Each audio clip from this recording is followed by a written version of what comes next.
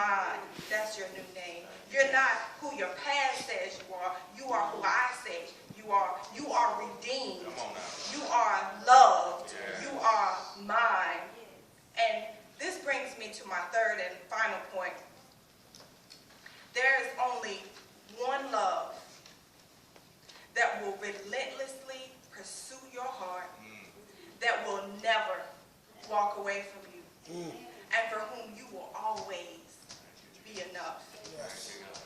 Turn with me, please, to Hosea chapter 3. And I want to look at verses 1 and 2. And I want you to follow along with me as I read this.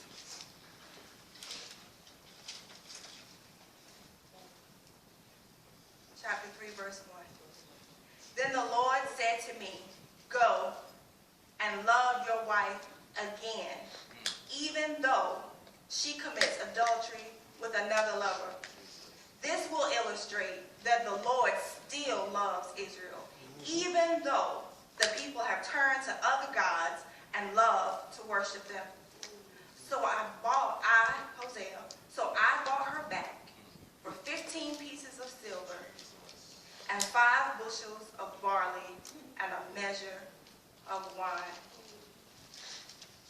So I mentioned already that Gomer ran off and left Hosea, went back to a life of full-time prostitution, and it appears that somehow she either had gotten sold or sold herself into the slavery of prostitution, or the man that she was involved with wouldn't let her go when Hosea found her, because Hosea had to buy back his own wife, who was already his.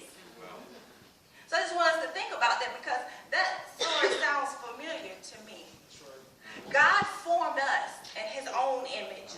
We were his, and yet he sent Jesus to buy us back. Yes. To pull us out of the mess we had gotten ourselves into, to redeem us.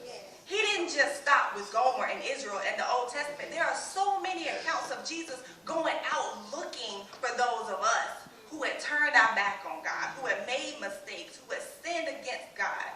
And Jesus is sprinting down the aisles of life, searching for us, for those of us who have sinned and fallen short of the glory of God. And Romans 3 and 23 says that we all have. For all have sinned and come short of the glory of God. So it wasn't just me. And it wasn't just you. That's right. That's right. All of us have failed him. But he won't stop loving us. He can't help himself. But why? Why would he love me like that? How can he know all of that about me and still love me? How is that possible? I'll tell you how I think it's possible. I want you to write this down. Psalm 139:13 and Jeremiah 1 and 5. Psalm 139:13 in the Holman Christian Standard Bible reads like this. I just like the imagery of this. It says, for it was you who created my inward parts. You knit me together in my mother's womb. I like that image. He knit me together. That requires some thought and some time and some love, some devotion to the task. He knit me together. He knit you together. Jeremiah 1 and 5 told Jeremiah, I knew you before I placed you in your mother's womb. You see, there was something about love that I never fully understood until I became a mother, until I became a parent. And God is the first and ultimate parent, right? He created Adam and Eve in his own likeness, and they were his babies. We are his babies. So I'm going to share one last story with y'all, and then I'm going to take my seat. But just stay with me just a few minutes longer. And I promise you this is going to tie back in. When Brianna was born, I took one look at her, and I fell in love. It's like I understood what God meant in Song of Songs 4 and 9 when he said, with one glance of your eyes, you captured my heart. Now, you all should know something about me.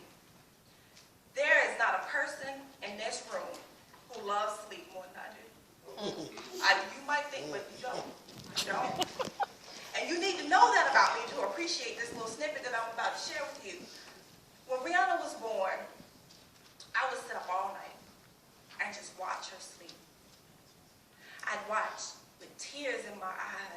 her little chest would rise and fall with each breath, and my heart was just so full.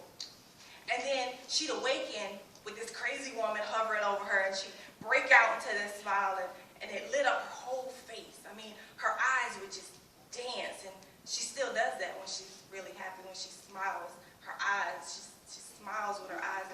And I thought, wow, she is amazing. She's perfect. She's mine.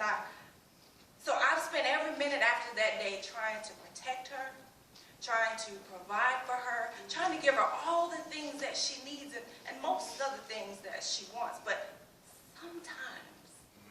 sometimes, she turns her back on that. And she does what she wants to do despite what I've told her. And see, the Lord is working on my patience. And he ain't done with me yet. Yeah. So, he's still working on me. But anyway, I'll try to be patient and talk through it with her. But when she refuses to apologize, sometimes I just blow my top. I know I'm the only bad parent in here, but I do. I lose it sometimes, and I start getting worked up, and my temperature and my voice start to rise. But then I think, and I remember